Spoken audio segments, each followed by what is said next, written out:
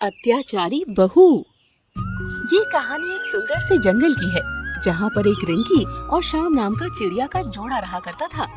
शाम चिड़िया की अच्छी नौकरी थी और वो अच्छे रुपए कमाता था, इसीलिए उसने एक बिजनेस भी शुरू कर लिया था। धीरे धीरे समय बीतता गया और उनका बेटा गोलू चिड़ा जवान हो गया।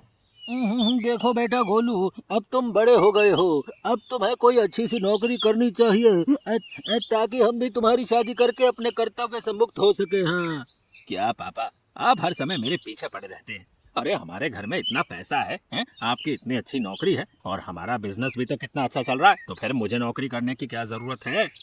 अरे बेटे तुम ऐसा क्यों सोचते हो? हमारा बिजनेस तो अच्छा चल ही रहा है, लेकिन मेरी नौकरी हमेशा तो नहीं रहेगी ना। एक दिन तो मुझे नौकरी से रिटायरमेंट लेकर घर में बैठना ही पड़ेगा।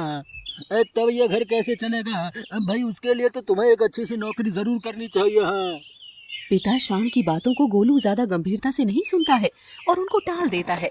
जाने दीजिए ना, अगर हमारे बेटे की नौकरी करने में रुचि नहीं है तो आप क्यों उसे बार बार कहते हैं?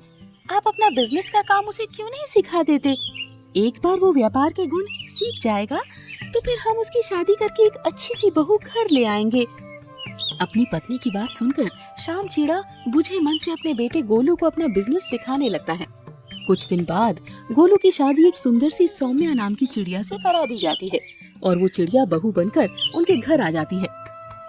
माताजी पिताजी, आप दोनों मेरे लिए सास ससुर नहीं, मेरे माता पिता के समान हैं। मैं आप दोनों की हमेशा अपने माता पिता के समान ही देखभाल करूंगी। बहू सौम्या के मुंह से ऐसी बातें सुनकर दोनों पति पत्नी बेहद खुश हो जाते हैं और अपनी किस्मत पर बहुत घमंड करने लगते हैं। शुरू में तो सब कुछ बहुत अच्छा रहता है, पर सौम्या घर के सारे काम बहुत अच्छे से करती है और अपने सास ससुर की भी बहुत सेवा करती है, जिससे वो दोनों बहू से बहुत खुश हो जाते हैं। सुनिए जी, हमारी तो किस्मत ही खुल गई जो हमें इतनी प्यारी बहू मिली है। मैं सोच रही हूँ कि अपने सारे गहने बहू सौम्या को उपहार में दे दूं। आखिर मेरे बाद वो गहने बहू के ही तो हैं।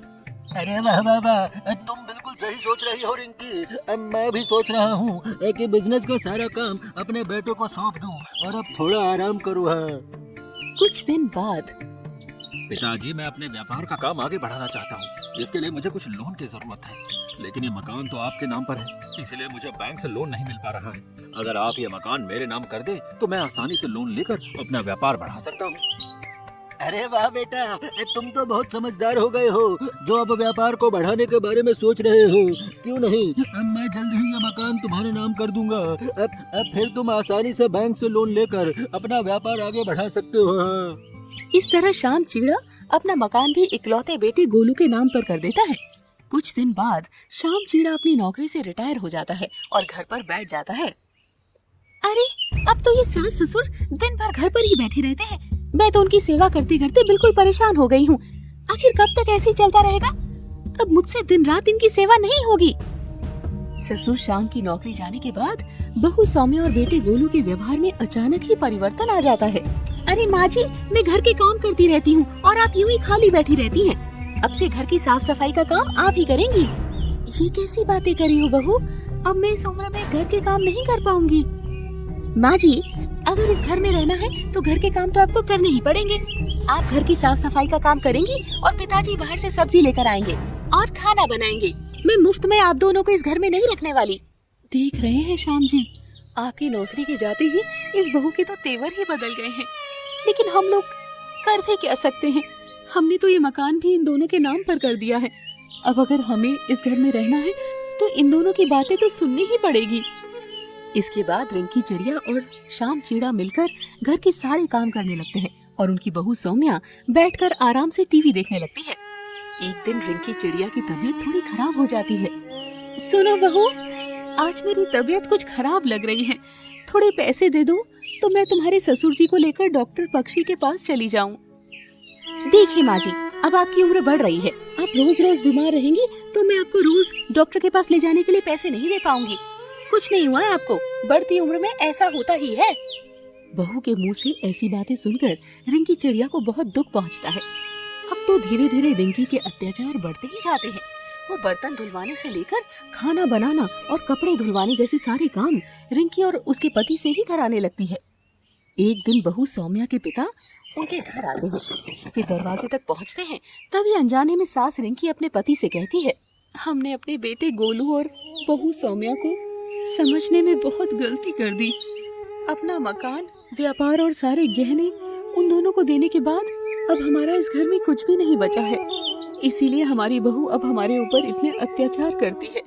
मैंने तो उसे बहुत ही सीधी सादी लड़की समझा था, लेकिन वो तो बहुत ही तेज तर्रार निकली। उसने बहुत चतुराई से हमारा सब कुछ हमसे छीन लिया और अब हमें हमारे ही घर में नौकर बना दिया है। रिंकी चिड़िया की बात सुनकर सौम्या के पिता को बहुत धक्का लगता है। बेटा सौम्या, जैसा व्यवहार आज तुम अपने सास ससुर के साथ कर रही हो ना, अगर ऐसा तुम्हारे भाई भाभी मेरे साथ करे तो तुम्हें कैसा लगेगा? अगर तुम्हारी भाभी भी तुम्हारी माँ से धोखे से सारे रुपये गहने और घर छीन कर उनसे नौकरों जैसा बर्ताव करे, तब तुम्हें समझ में आएगा कि तकलीफ क्या होती है। अरे तुम्हारी जैसी लड़की मेरी संतान हो ही नहीं सकती। अब से तुम्हारा मेरा कोई संबंध नहीं है। मुझे माफ कर दीजिए पिताजी, धन के लालच में मैं अंधी हो गई थी। अब से मैं ऐसी गलती नहीं करूंगी और अपने सास ससुर को अपने माता पिता की तरह ही सम्मान दूंगी। इसके बाद बहू रिंकी सुधर जाती है और वे सभी खुशी खुशी रहने लगते हैं।